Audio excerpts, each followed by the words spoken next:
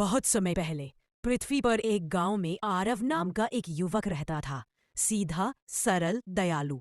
वह हमेशा दूसरों की मदद करता, पर अपने जीवन में उसे कभी खुशी नहीं मिली। एक दिन एक दुर्घटना में उसका देहांत हो गया। मृत्यु के बाद उसकी आत्मा धीरे धीरे एक उजाले की ओर बढ़ने लगी। उसे लगा कि वह किसी अपरिचित जगह जा रहा है, पर वह जगह डरावनी नहीं थी, बल्कि शांत, शीतल और दिव्य थी। स्वर्ग के द्वार पर।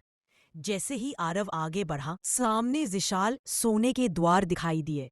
द्वार के सामने खड़े थे चित्रगुप्त, जिनके हाथ में एक दिव्य पुस्तक थी। चित्रगुप्त ने कहा, आरव, तुम्हारी पृथ्वी की यात्रा समाप्त हुई।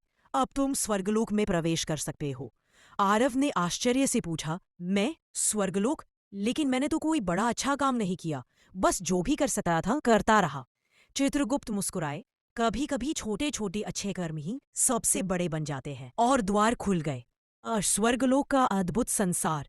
स्वर्गलोक वैसा नहीं था जैसा धरती पर कल्पना की जाती है। वहां संगीत गाती हवा थी, चमकते फूल, अमर वृक्ष और मधुर प्रकाश हर तरफ फैला हुआ था।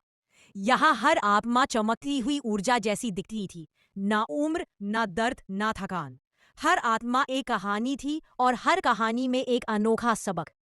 स्वर्ग की आत्माएं कौन थीं? आरव ने देखा कि स्वर्गलोक में 3 प्रकार की आत्माएं रहती हैं।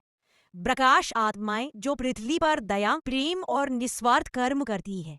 ये तेज रोशनी से चमकती है। ज्ञान आत्माएं, जो जीवन भर सत्य और ज्ञान की खोज में रही हो। इनके चारों ओर दिव्य आभा होती है। संगीत आत्माएं, जो खुशियां बांटती है। हंसी, संगीत, कला। इनकी उपस्थिति से पूरा स्वर्ग मदहोश हो जाता है। स्वर्ग यहाँ स्वतंत्र थी, परंतु हर आत्मा का एक उद्देश्य भी था। स्वर्गलोक में आरव की मुलाकात एक ऋषि आत्मा से हुई। उन्होंने पूछा, बेटा, क्या तुम जानना चाहोगे कि यहाँ आत्माएं क्या करती है? आरव ने उत्सुकता से कहा, हाँ। ऋषि आत्मा बोली, स्वर्ग की आत्माएं सिर्फ आराम नहीं करती, वे जीवन का अर्थ सीखती है और फिर अगला जन्म चुनती है। हर आत्मा को एक मौका मिलता है अपनी यात्रा को आगे बढ़ाने का। आरव ने पूछा, क्या मैं वापस जा सकता हूँ? ऋषि आत्मा मुस्कुराई, सब अपनी सीख के आधार पर जाते हैं। तुम भी जाओगे, लेकिन पहले तुम्हें समझना होगा कि तुम कौन थे। कर्मों का दर्पण। आरव को एक विशाल दर्पण दिखाया गया। दर्पण में उसके जीवन के दृश्य दिख रहे थे। जब उसने भूखे को खिलाया, जब किसी बुजुर्ग को सड़क पार करवाई, जब उसने किसी बच्चे को पढ़ाया और जब उसने अपने दुख छिपाकर किसी और को हंसाया। हर दृश्य में उसकी आत्मा चमक उठती। चित्रगुप्त बोले, यह थे तुम्हारे असल कर्म। तुम छोटे थे, पर दिल बड़ा था। आरव ने पहली बार महसूस किया कि उसका जीवन व्यर्थ नहीं गया था। आरव को आगे ले जाया गया, जहां एक बड़ा झिलमिलाता सरोवर था। इसे आत्मा सरोवर कहा जाता था। यहाँ दुनिया भर की आत्माएं अपनी थकान मिटाने, अपनी पुरानी स्मृतियां छोड़ने और नई ऊर्जा पाने आती थी। सरोवर की लहरों में वह धुन थी जो किसी को भी रुला दे। आरव ने जैसे ही पानी छुआ, उसकी सारी पीड़ा दूर हो गई। स्वर्गलोक का सबसे गुप्त रहस्य। ऋषि आत्मा ने कहा, स्वर्गलोक का सबसे बड़ा सत्य यह है, हर आत्मा जन्म लेने से पहले स्वयं अपनी किस्मत चुनती है। कौन सा परिवार, कौन सी कठिनाई, कौन सी खुशी, सब आत्मा स्वयं तय करती है ताकि वह सीख सके। आरव स्तब्ध था। स्वर्ग के सभी प्राणी, स्वर्गलोक में सिर्फ आत्माएं ही नहीं थी, बल्कि देवदूत आत्माएं, जो आत्माओं को मार्ग दिखाते थे। सफेद पक्षी, जो संदेश पहुंचाते थे। जीवन वृक्ष, जिसमें हर आत्मा का प्रकाश एक पत्ते जैसा चमकता था। धुन परियां, जो स्वर्गलोक में संगीत बनाती थी। हर प्राणी किसी न किसी कार्य में लगा था, दया, सीख, प्रेम और ऊर्जा में। कुछ समय स्वर्गलोक में बिताने के बाद आरव के भीतर एक आवाज आई, तुम्हें वापस जाना है। धरती पर अभी लोगों को तुम जैसे दिल की जरूरत है। आरव बोला, पर मैं वापस क्यों जाऊं? यहाँ सब शांत, सुंदर और दिव्य है। ऋषि आत्मा ने कहा, क्योंकि स्वर्गलोक सीखने की जगह है, जीवन जीने की जगह धरती है। और फिर आरव ने नया जन्म चुन लिया। सरोवर के किनारे बैठा आरव दूर से आती दिव्य रोशनी को देख रहा था।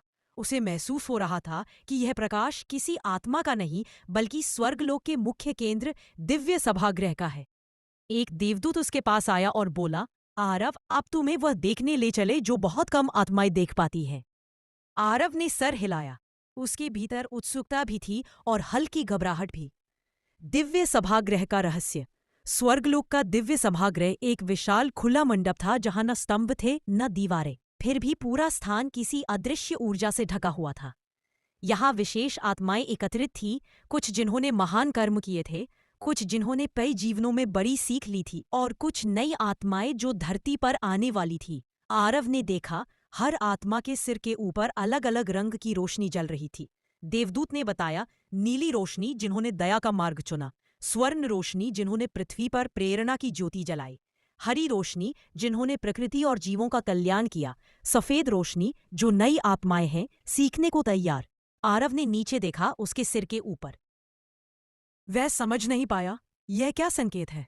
देवदूत मुस्कुराया, तुम्हारी आत्मा पवित्र और शांत है, यह दुर्लभ है। अचानक एक मधुर ध्वनि गूंजी और सब आत्माएं शांत हो गई। स्वयं इंद्रदेव सभागृह में प्रकट हुए, बिजली जैसी रोशनी पर बिना शोर के। उन्होंने कहा, आज एक नई आत्मा यहाँ उपस्थित है जिसने बिना इच्छा के अच्छे कर्म किए, जो सबसे कठिन है। सबकी नजरें आरव पर गई। आरव घबरा गया, मैंने ऐसा क्या कर दिया? इंद्रदेव बोले, तुमने बिना किसी लालच के दूसरों को राहत दी। तुम्हारा हृदय छोटा होकर भी विशाल था। ऐसी आत्माएं धरती के संतुलन को बचाती हैं। आरव का मन भावुक हो गया। नए जन्म का चुनाव। सभा के बाद देवदूत ने कहा, हर आत्मा अपने अगले जन्म को कैसे जिएगी ये खुद तय करती है, लेकिन कुछ आत्माएं ऐसी होती हैं जिन्हें एक विशेष अवसर दिया जाता है। वे अपने अगले जीवन में कुछ बड़ा कर सकती हैं। आरव ने पूछा, क्या मैं भी चुन सकता हूं कि मैं कैसे जीवन चाहता हूं? देवदूत ने हाथ फैलाते हुए कहा, हाँ, हर आत्मा को 3 मार्ग दिए जाते हैं। 1, सुख का जीव। अगर आपको ये वीडियो पसंद आए तो कृपया लाइक करें, कमेंट में अपनी राय जरूर लिखें और चैनल को सब्सक्राइब करना न भूलें। आपकी एक छोटी सी सपोर्ट से हमें बहुत हिम्मत मिलती है। यदि वीडियो में कोई कमी या सुझाव हो तो कमेंट में जरूर बताएं ताकि हम अगली वीडियो को और बेहतर बना सकें। धन्यवाद।